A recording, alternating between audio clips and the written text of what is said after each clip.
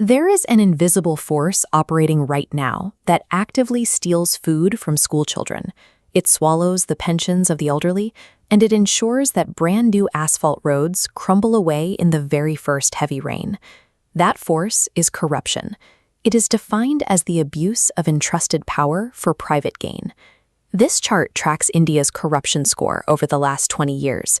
Even as entirely different political parties take office, the score refuses to budge, currently sitting at a 39 out of 100. This lack of progress suggests we are not just dealing with individual bad actors. To see why this number is so stagnant, we have to look past the headlines and map the specific path that money takes through the system.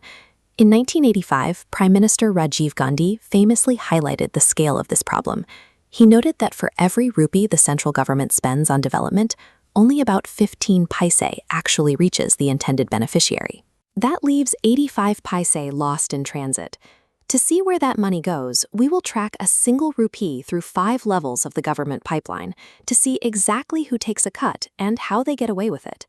Understanding this journey reveals how the architecture of the system itself protects those skimming off the top. The journey begins at the top, policymaking in Delhi. The largest diversions happen here, not through small bribes, but by rewriting the rules.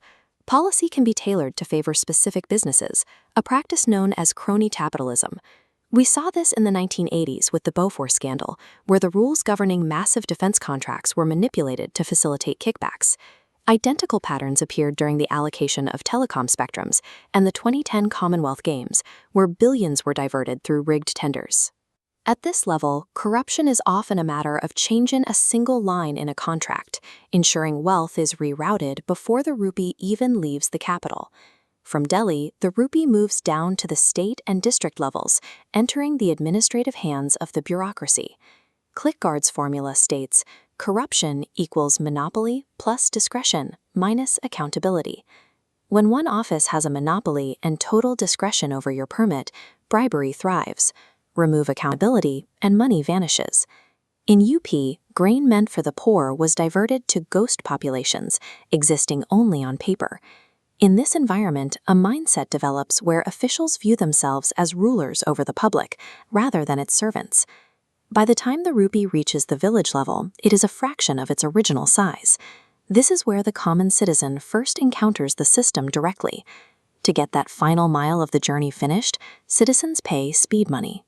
This culture of red tape dates back to the British era, where the bureaucracy was designed to be so complex that a bribe was the only way to move a file. Over decades, the constant friction of this system has normalized the bribe, turning it from a crime into a standard transaction for daily life. You can see this shift in our films. In the 1950s, Bollywood characters viewed corrupt money as a sin.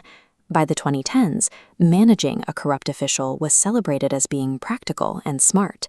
The final paise are lost at the village level because the system makes the theft easy and because we have learned to accept it as a normal cost of living.